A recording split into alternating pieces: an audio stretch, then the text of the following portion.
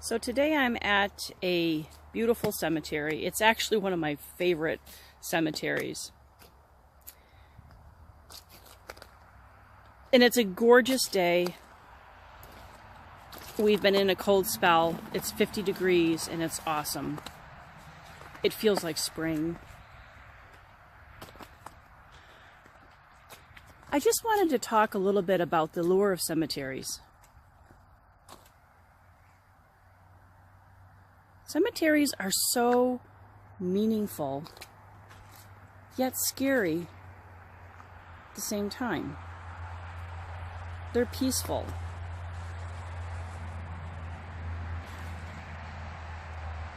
They're mysterious.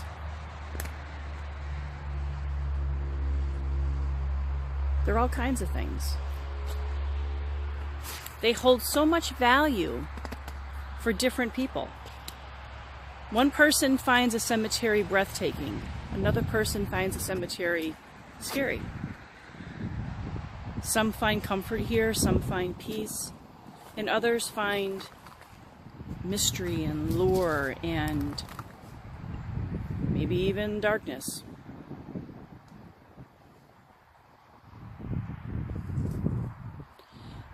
I would say 50% of my cases, I end up in a cemetery.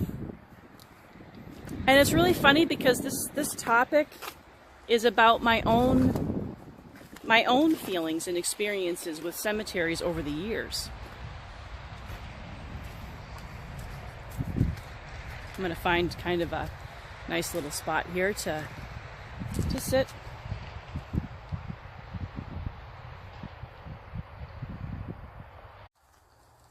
So as I was saying, a good half of my cases that I work on bring me to a cemetery, brings me to a grave. What I find interesting about cemeteries is they have been documented for over 15,000 years. Imagine that. 15,000 years ago. Now, obviously, cemeteries and areas that were honoring the dead probably go back to existence. But that would just happen to be something that was an actual recorded time period that they could trace back to. Cemeteries have evolved over the years. Cultures are totally different. Some honor their dead in mass burials. Look at the catacombs of Paris. 6 million bodies are there. 6 million. That's crazy. And it's a tomb that is under the ground, and it truly is a pile of bones. That seems awful barbaric for us. But I've also been, on some of my cases, I've been to places that had mass burials. Some of the Native American places that they died with smallpox. I've been on locations where people that were ill and dying were completely separated, and their bodies were too they weren't sacred to be put in the ground. And so many of them had passed that they didn't have the ability to have a cemetery. And really, when you think about it, a cemetery has a lot of different meaning for a lot of different people. I can look back and say that, what is my first experience with a cemetery? Well, I do remember in 1979 when my grandmother passed. Now, my grandmother was a huge, important person in my life. She pretty much was like my second mother. I adored her. And she died of breast cancer. It was horrific. We lived far from her. She lived in New York and we lived in Arizona. And I remember going to her grave. And that was my first experience that I can really remember of going to her grave. And I remember laying on her grave, mourning and crying and just being hysterical, wanting to hold her again, wanting to be with her, and just realizing that, oh my God, this is where she is. This is where she forever is going to be. I never had the opportunity to visit my grandmother because we didn't live, I couldn't visit her grave. We didn't live in New York, and it wasn't feasible to be able to fly there. So I couldn't go and visit her. I couldn't sit at her grave. I couldn't go and sit and just spend some peaceful time feeling the presence of her there. Does that mean that she wasn't with me? No, not at all. But some people enjoy that. Some people actually enjoy coming to a cemetery to visit their loved one. They enjoy visiting. They enjoy feeling connected and close. As I look around this cemetery, I see people leaving mementos, leaving meaningful things. I mean, all of us, when we drive by a cemetery, you see the lights reflecting. Some people can plant trees, flowers. And for them, it's important. Because really, what's important in your heart is different than what's important in somebody else's heart. But that was my first experience, really, of a cemetery. And I never thought about cemeteries after that. It never had a lot of people in my life pass. Through my high school years, I had a lot of close friends that passed, and I remember going to classmates' funerals. Never thought too much about cemeteries at that point in my life. And of course, I do remember the old mysteriously, this is an amazing thing too, because it goes from generation to generation to generation. Kids now still talk about that mysterious legend of when you go by a cemetery, you have to hold your breath because you'd breathe in the dead. You got to hold your breath.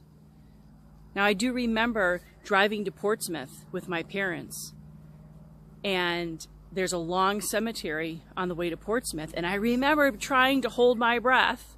Why? I don't know. But I remember doing that. I really do. And I've heard my kids do that before. I've heard other kids do that.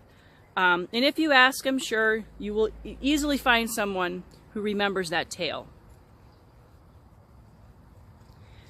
Then I remember in my, adult life, my 20s, my husband and I decided that we were going to get an apartment.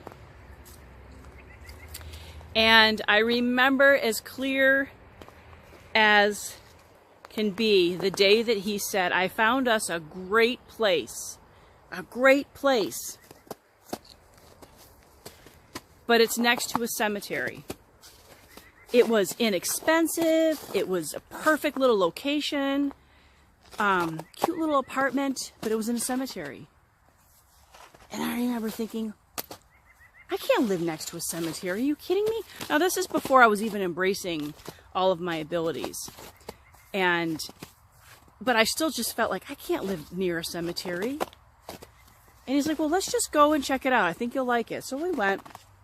It was an adorable place. Basically, we had a cute little yard, and it had the stone wall and then a wrought iron fence that separated our apartment to the cemetery next door.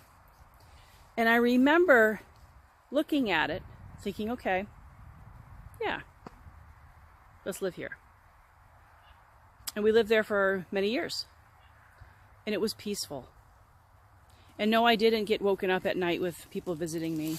And no, I didn't look out the window and see, people walking around in the cemetery.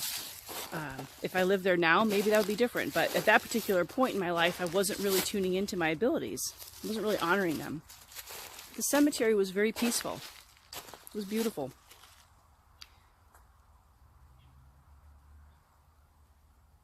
Now, there's, a lot of people feel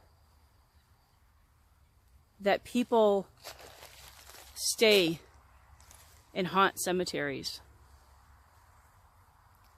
I can say I've never investigated a cemetery. I've never had a reason to, really. Most of my cases, people are not residing where they were buried. I have come to honor their grave, as I said. One of the episodes that you will see, we actually put a gravestone. We make a gravestone and we mark a person's grave. That was part of this person's process of healing, is that their grave, they had an unmarked grave. That must be an awful feeling, to have not even have a grave marked.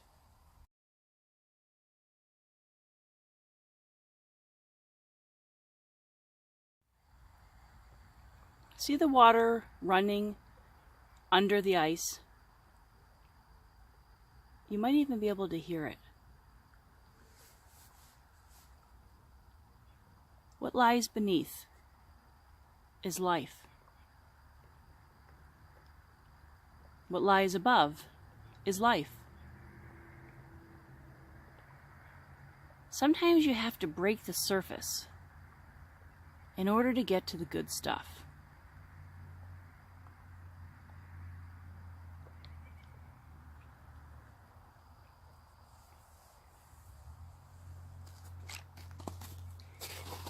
So when I come to a cemetery and I look at these graves, to me, I see stories.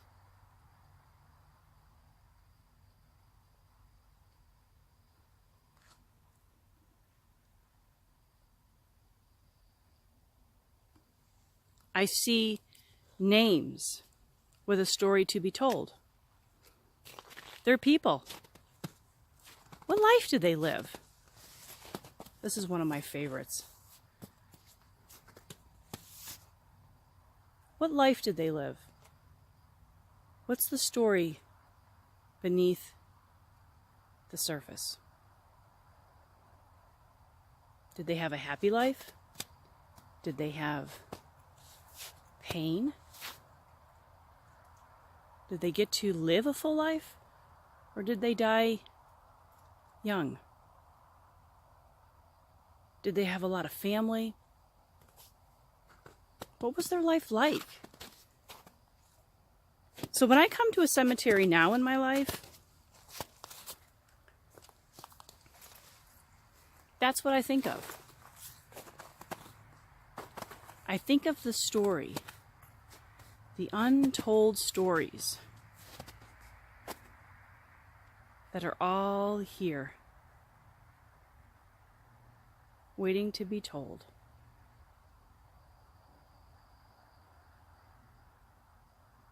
Waiting for someone to come along and to see